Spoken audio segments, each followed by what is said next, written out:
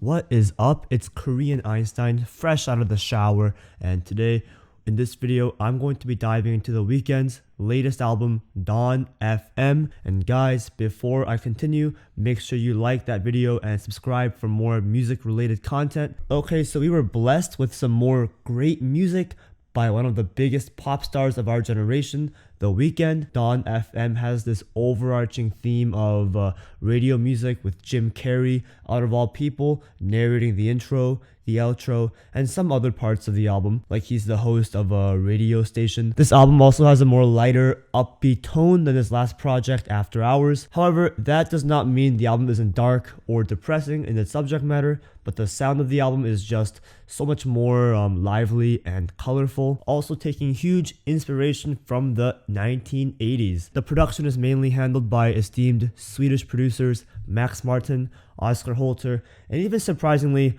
On a Tricks Point Never, who also produced the soundtrack for movies like Good Time and Uncut Gems, the latter of which actually had The Weeknd in a small cameo role. Anyways, without further ado, let's dive in. And keep in mind, this is my reaction after a couple listens, and my opinions are bound to change. Take my breath away and make it last forever, baby. Dawn FM is a nice, brief intro track. I like how the album starts with this synth-heavy, futuristic production, and then we get Jim Carrey on the back end with his soothing narration as he brings us deeper into this trippy world of 80s pop. I like it. I'm gonna go B tier. Then we get Gasoline, one of the strangest tracks from The Weeknd, because The Weeknd actually switches his voice up on the verses. At first it was very unsettling to hear, but after a while you get used to it, and it also fits the narrative of the song as well. The Weeknd is feeling hopeless and nihilistic about life, and the tone of his voice reflects that. I'm going to give it an A tier.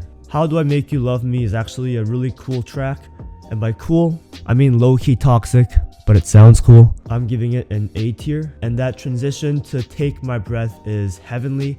Speaking of Take My Breath, this song is actually given sort of a makeover on this album, being over 5 minutes, when the single was just 3 minutes and 40 seconds. I didn't think they could make the song any better, but goddamn, they actually made a synth pop masterpiece with this new version. The extended intro and bridge add so much more flair and energy. You're just anxiously waiting for the beat drop. Guys, I gotta give this one an S tier. Sacrifice has a really funky and groovy intro. Again, we get some more toxic bars and Michael Jackson style singing, but this one isn't as compelling as the last 3 tracks. Really good. I'll give it a high B tier. A Tale by Quincy is a great interlude which fits the themes of failed relationships on this album. There's not much to say. I'll give it a B tier as well. Out of Time is this gorgeous love song with a tragic edge to it. It sounds extremely extravagant both production wise and in terms of singing from The Weeknd. Also Jim Carrey with the calming, beautiful outro.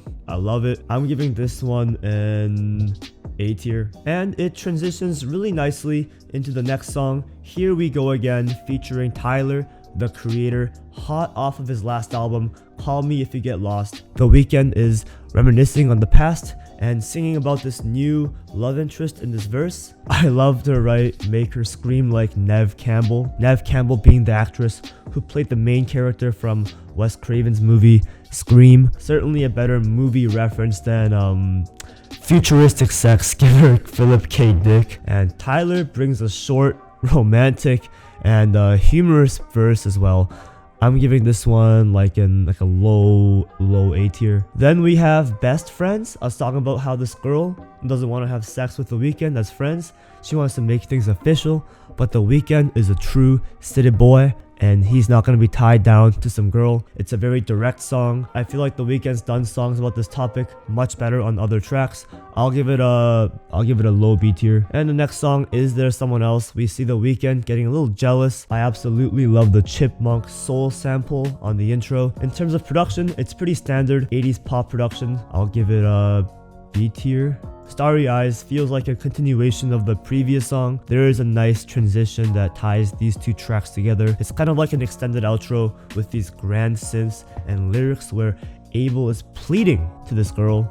Man's taking inspiration from Future. I like it, but it is fairly short. I'll give it another B tier. Every Angel is terrifying, starts off with this eerie, haunting vibe, but the track takes the biggest left turn and elevates into the Stranger Things type beat, which then turns into like a movie trailer voiceover with some insane synth heavy production. I kinda love it, even though it doesn't work as a song. I'm gonna give it a high B tier again. And then on Don't Break My Heart, we get this druggy trap vibe reminiscent of the songs he was making back in 2012 on House of Balloons, but here I think it's done slightly better. It's way more focused and mysterious and compelling. Gonna give it an A tier. Another one of my favorite songs on here, I Heard You're Married, a track dedicated to all the side hoes, to all the side pieces.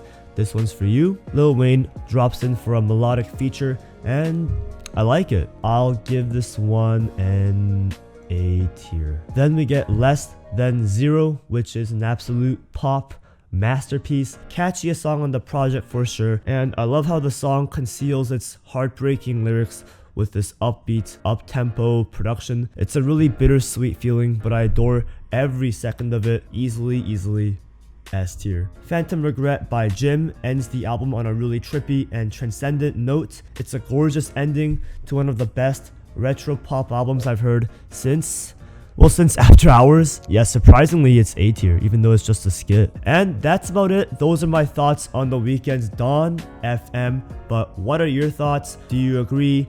Disagree? Did you guys enjoy the new album? Let me know down in the comments below. Guys, thank you for watching. Your boy, Karina Einstein. Peace out.